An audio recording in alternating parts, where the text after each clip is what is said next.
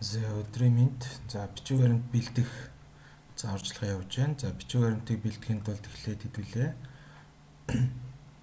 Заяа бэлгээ цэг одоо.com буюу цэг.com сайт руу ороод ерөнхийдөө бичиг баримтын үндсэн нүүрний хэсэг рүү орно. За үндсэн нүүрний хэсэг яаж харагдах вэ гэвэл ерөнхийдөө нэг иймэрхүү байдалтай харагдана. За та хэд дээр арай жоохон өөр харагдаж магадгүй. Гэхдээ бидэнд хэрэгтэй юм юу гэхээр бичиг баримт гэсэн энэ зэс байгаа. За бичиг баримт бэлдэхдээ энэ бичиг баримт гэсэн зэс рүү орно. За эхлээд харагдах байдал нь юу вэ гэвэл одоо хийгдэж байгаа болон хийгдэж дууссан бичиг баримтын мэдээллүүд харагдана. За бичиг баримтын дууссан дуусаагүй хэсгийг нь та нар state буюу төлөв хэсгээс харж болно. Энд чээс харж болно. За мөн тэмдэглэл буюу ямар шалтгааны улмаас ч юм уу эсвэл ямар шаардлагаар уг бичиг баримтыг бэлдсэн бэ гэдгийг харж болно. За мөн аль бос дээр шаардлагатай байгаа юм бэ гэдгийг ерөнхийдөө бол энэ ханаас бос гэдэг хэсгээс харж болно. За мөн ажиллагааны төрөл буюу ямар бичиг баримт бэлдсэн гэдгийг энэ хэсгээс харж болно. Мөн хизээ бэлдсэн гэдгийг энэ хэсгээс харж болно гэсэн үг. За тэгэхээр хэдүүлээ эхлээд шинээр бичиг баримт бэлдэх буюу шинээр бичиг баримт бэлдэхийн тулд энэ шин гэсэн товчгийг дарна. За ингээд эхний шууд ороод хамгийн ихэнд бэлдэх боломжтой бичиг баримт нь юу гэвэл стандарт үнийн QR буюу энгийн барааны үнийн шошгыг захиалах бичиг баримтын хэсэг байгаа. За энэ ямар тохиолдолд бэлдэх шаардлагатай вэ гэвэл энгийн барааны одоо энгийн үнийг та шошго байдлаар авахыг хүсвэл энэ стандарт үнийн QR гэсэн бичиг баримт бэлдэнэ. За тэгээд бичиг баримтын нэр болон огноог та засаадах шаардлагагүй автоматар тухайн өдөр ямар бичиг баримтаас хамаарат бичиг баримтын нэр нь өөрөө өөрчлөлт явах юм байна. За та хэдийн салхи шаардлагатай юм юу вэ гэвэл хаанаас пос буюу аль посоос уг бичиг баримтыг бэлдэж байгаа вэ гэдгээ тодорхойлж өгөх шаардлагатай. За эхний ээлжинд ямарсан та хэдэд боломжтой бүх байрлуудыг гаргасан байгаа. За хэрвээ хэрэглэгчээр нэвтэрж орсон бол тухайн хэрэглэгчтэй холбоотой бос нь шууд автоматар сонгогддог байгаа. Тэгэхээр яг та хэд энийг сольж болно, солих шаардлагатай бол сольж болно, солих шаардлагагүй бол оролдох шаардлагагүй. За дараа нь болохоор энэ бүтээгдэхүүн хэсэг буюу яг ямар бүтээгдэхүүний үнийн шошгыг авах юм бэ гэдгээ та нар энэ хэсэгт оруулж өгнө гэсэн үг. Бүтээгдэхүүн гэсэн хэсэг. За тэгээд энэ мөр нэмэх гэдэг товчийг дарснаар та бүтээгдэхүүн нэмэх боломжтой болно. За жишээ нь одоо энэ чинээс ингээд хайнгууд тухайн боломжтой бүх бараа гарч ирнэ. Баркодыг уншуулад оруулчих болно, эсвэл бичээд оруулчих болно, тийм үү. За тэр энэ бол ямар ч төрлөөр нөхөд бол оруулж болно гэсэн үг юмтэй. За тэмдэглэл хэсэгт та ямар шалтгааны улмаас энд одоо тэмдэглэл хэсэгт ямар шалтгааны улмаас юм уу эсвэл ер нь бол нөгөө шалгах хүндээ ч юм уу хийх хүндээ ямар зааварчилгаа өгөх юм бэ ч юм уу тиймэрхүү надад бичиж болно. Жишээ нь энд үнийн шошго байхгүй тул шинээр авах ч юм те иймэрхүү байдлаар хийж болно. За тэгээ хадгалагтай гол нь энэ save manual гэсний дарж та хадгалах хэрэгтэй. Ингэхгүй бол хадгалагдахгүй шүү. За ингээ хадгалагдсан бол энэ чинь ингээ шинэ баримт буюу 00111 гэсэн дугаартай баримт үүссэн байна. Стандарт үнийн QR үнийн шошго байхгүй шинээр авах хүсэлтэй байгаа гэдэг нь энэ бичигдсэн байна. За одоо энд харагдж байгаа драфт буюу зөвхөн бэлтгэл байдал байгаа гэсэн үг. За тэгээд хэвлэж байгаа хүн маань хэвлээд бэлдээд болсон гэж үзсэн нөхцөлд зөвшөөрөх дарж ерөнхийдөө бол үйл ажиллагааг дуусгана. Та өөр нэг хийгээд байх юм байхгүй. Та зөвшөөрөх болон буцаах сонголтыг дараадах шаардлага байхгүй.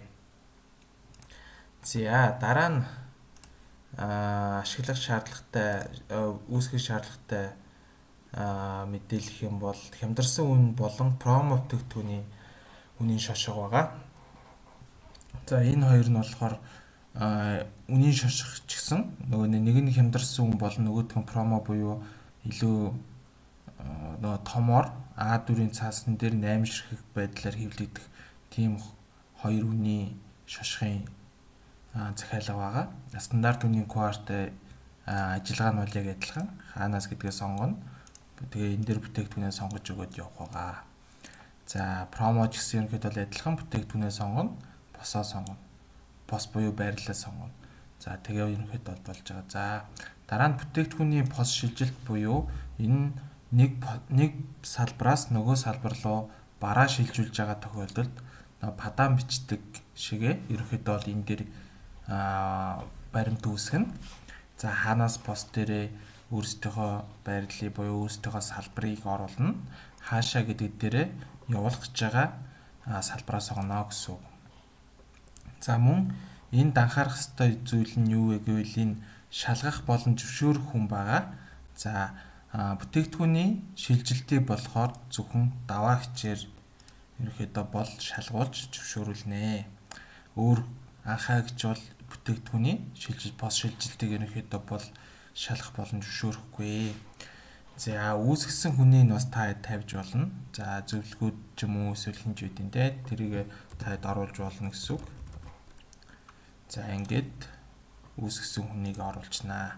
За тэгээ мөн адил бараагаа нэмнэ. Гэтэ бараагаа нэмэхдээ зөвхөн өөрийн чинь пост дээр үлдэгдэлтэй байгаа бараануудаасаа явуулна гэсэн үг. Тэгэхээр үлдэгдэлгүй бараа хэрвээ сонгох юм бол алдаа занаа. За үлдэгдэлтэй бараагаа сонгоод явуулах юм бол асуудалгүй явнаа. За үлдэгдэлтэй бараа байна уу?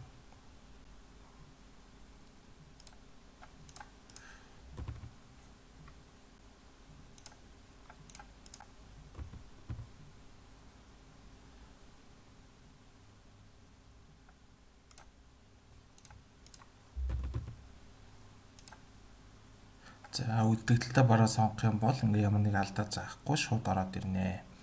За тэгээ мөн адил тэмдэглэл дээрээ шалтгаанаа бичээд за юу гэдэг нь нөөц их байгаа учир шилжүүлэх гэдэг ч юм уу те. Иймэрхүү байдлаар та тайлбараа бичнэ. Нөө шалгаж байгаа болон зөвшөөрж байгаа хүндээ ойлгомжтой байдлаар яагаад гэдгээ ерөөдөө тооч бөгөөд тодорхой бичиж оруулаад мөн энэ дээрээ дарж хадгалаад ерөөдөө бол баримтаа үүсгэн гэсэн. За тэгэх юм бол энэ дээр одоо хэдүүлгийн шинэ баримт маань 13 гэсэн дугаартай шилжилтээр нэмэлтээр ашиглах юунаас босоо салбараас за нөөцийг байгаа учраас шилжүүлэх гэдгээр ингээ гараад ирнэ гэсэн. За тэгээд энэ чи одоо драфт байна. За тэгээд зөвшөөрөөд шалгасан тохиолдолд шалгагдсан, дууссан гэдэг төлөвт орно. За тэгээ мэдээж анхаарах нэг юм нь энэ баримтыг үүсгэсэн ч гэсэн шилжүүлэх буюу бараагаа явуулах эрх бол үүссэн гэж ойлгож болохгүй.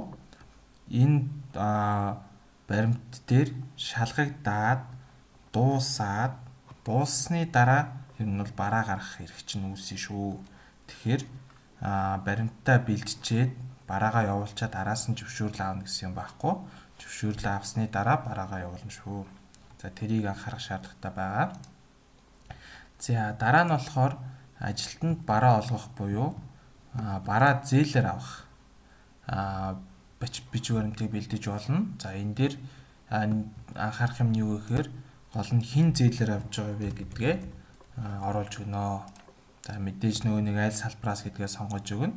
За тэгээд шалгах хүн дээр нь анхаагч мөн зөвшөөрөх хүний нэр дээр анх цэцэгч байна. За энэ шалгах болон зөвшөөрөх хүний нэрийг заавал тодруулж өгсөн байна. Бараа олголт буюу зээлээр бараа авч байгаа тохиолдолд даваа сүрэгч болж шалгахгүй, даваа сүрэгч зөвшөөрөхгүй. Тэгэхээр энэ тохиолдолд заавал анх цэцэгчийг сонгож ерөөхдөө баримтаа бэлдэн шүү. Ямар нэгэн байдлаар даваа сүрэгчийг сонгоод бэлдсэн бол буцаагдана гэдгийг анхаараарай. За тэгээ мөн адил бүтээгдэхүүнээ нэмнэ. Бүтээгдэхүүн байхгүй бол орж ирэхгүй. За байгаа бүтээгдэхүүн шууд ороод ирнэ. Байхгүй бүтээгдэхүүн маань бол гарч ирэхгүй алдаа занаа. За мөн ийшээ хэдэн ч төрлийн бараа нэмж болно. Та хэд энэ мөр нэмэгтээр тавиад дараад яваад иж болно. За мөн энэ дээр бас нэг анхаарах зүйл нь хэдэн ширхэг бараа авч байгаа вэ гэдгээ бас та хэд тавьж өгөх ёстой. 15 ширхэг ч юм уу те. Ингээд тавьж өгнө. Нөгөө бүтээгдэхүүн шилжилттэй ч гэсэн ерөнхийдөө бол адилхан салбар хооронд явуулж байгаа бол хэдэн ширхэг бараа явуулж байгаа гэдгээ бас бичиж өгөх шаардлагатай шүү. За тэгээд тэмдэглэл хэсэгт мөн адил тайлбараа бичээд тэ зээлээр авах хүсэлтэй байна гэдэг ч юм уу тайлбараа бичээд мөн адил энэ товчон дээр дарж хадгалаад ерөнхийдөө бол баримтаа бэлтнэ. За ингээд шинэ баримт маань бэлдсэн байна. Мөн драфт хэсэгт орно.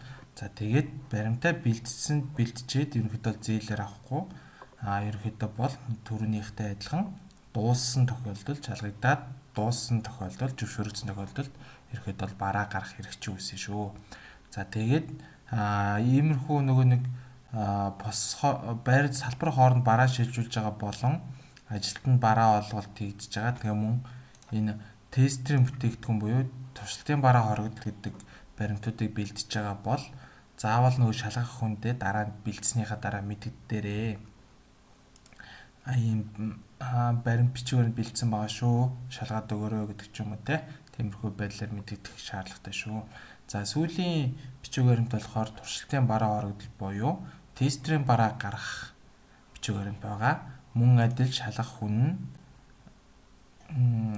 анх цэцэгч байна. Зөвшөөрөх хүн бас анх цэцэгч байна.